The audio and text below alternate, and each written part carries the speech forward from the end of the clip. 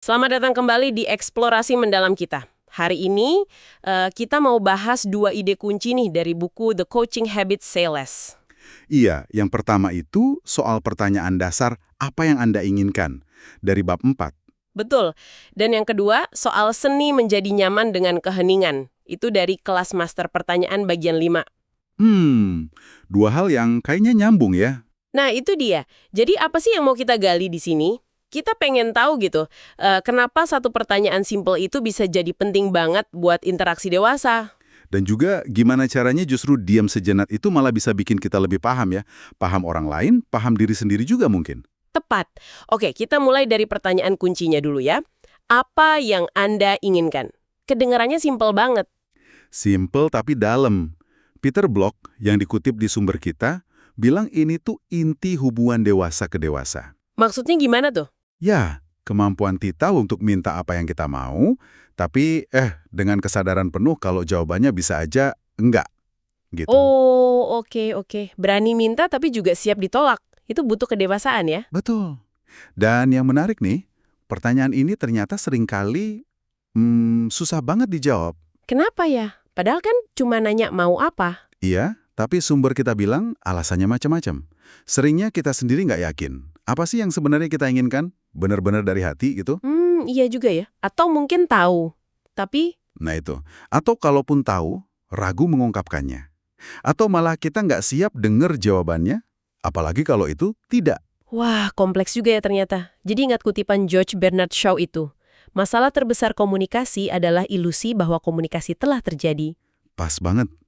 Kita sering berasumsi udah ngerti mau orang lain. Padahal ya, ilusi aja, belum tentu benar. Oke, kalau emang susah dijawab, ada petunjuk nggak sih dari sumbernya? Gimana cara bantu orang lain atau diri kita sendiri biar lebih jelas soal ini, selain sekedar nanya aja? Ada. Salah satu kuncinya itu membedakan antara keinginan sama kebutuhan.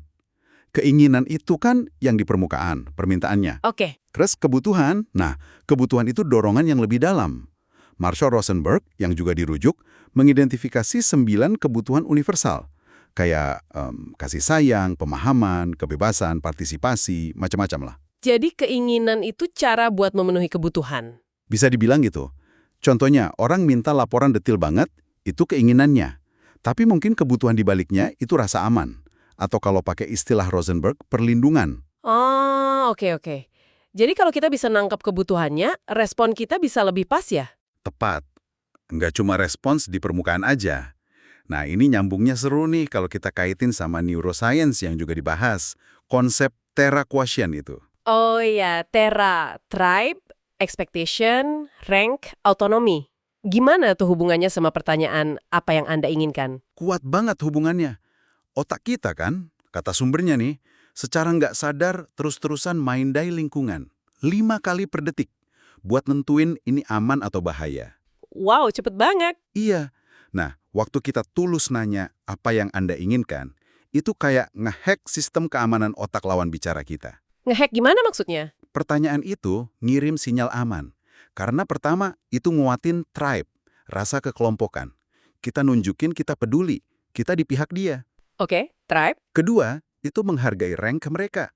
Kita kasih mereka panggung, status gitu. Ketiga, ningkatin rasa autonomi. Mereka jadi merasa punya pilihan dan kontrol. Jadi pertanyaan itu bikin orang merasa lebih aman, dihargai, dan punya kontrol ya? Betul, hasilnya ya interaksinya jadi lebih enak, lebih kolaboratif, lebih terbuka. Orang jadi nggak defensif. Wah, baru kepikiran dampaknya bisa sedalam itu ya, sampai ke level respons otak. Oke, jadi pertanyaannya kuat banget nih. Tapi, gimana kalau pas kita tanya, jawabannya nggak langsung keluar? Malah, diem aja orangnya, hening gitu. Nah, justru disitulah kita masuk ke bagian kedua dari pembahasan kita hari ini. Menjadi nyaman dengan keheningan. Oke, jadi hening itu bukan berarti gagal. Sama sekali bukan. Sumber kita bilang, keheningan setelah pertanyaan bagus, itu seringnya malah tanda sukses. Sukses! Kok bisa? Iya, karena itu artinya otak mereka lagi kerja keras, lagi mikir, lagi memproses, nyari jawaban. Bahkan disebut di sumber, itu kayak lagi ngebentuk koneksi atau jalur saraf baru. Lagi belajar, kapasitasnya lagi nambah. Wah, Jadi di saat hening itu sebenarnya lagi ada proses berpikir yang aktif ya, bukan kosong doang. Persis. Dan godaan terbesarnya buat kita yang nanya, ya pasti pengen cepet-cepet ngisi keheningan itu kan. Nanya lagi lah atau kasih saran lah. Iya banget, rasanya nggak enak gitu kalau diam-diaman. Nah, padahal itu bisa motong proses berpikir mereka yang lagi bagus-bagusnya. Makanya, saran dari sumbernya itu coba bentuk kebiasaan baru. Kebiasaan baru apa tuh? Pas kita nanya, terus disambut hening beberapa detik, jangan buru-buru nyamber. Coba tarik napas dulu, tetap tunjukin kita dengerin, tetap terbuka gitu, dan kasih jeda. Beberapa detik lebih lama. Kasih ruang buat pemikiran itu matang. Jadi tahan diri sedikit ya, kasih ruang.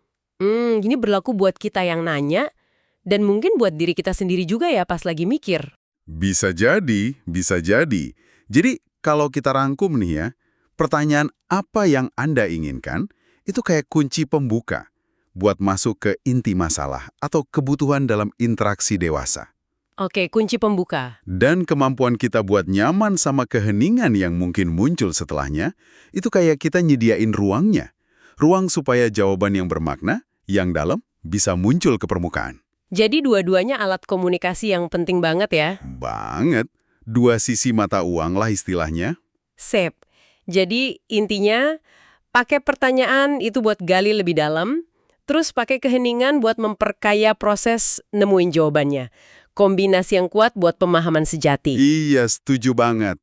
Nah, sebagai penutup nih, mungkin ada pertanyaan refleksi buat Anda yang dengerin. Apa tuh? Selain nanya ke orang lain, apa yang Anda inginkan? Seberapa sering sih Anda benar-benar nanyain itu ke diri sendiri? Apa sih yang benar-benar saya inginkan saat ini? Pertanyaan bagus tuh. Dan yang nggak kalah penting, seberapa nyaman Anda duduk dalam keheningan? Yang mungkin ngikutin pertanyaan itu pas Anda lagi nyari jawaban di dalam diri Anda sendiri. Wah, itu buat direnungkan banget sih. Oke deh,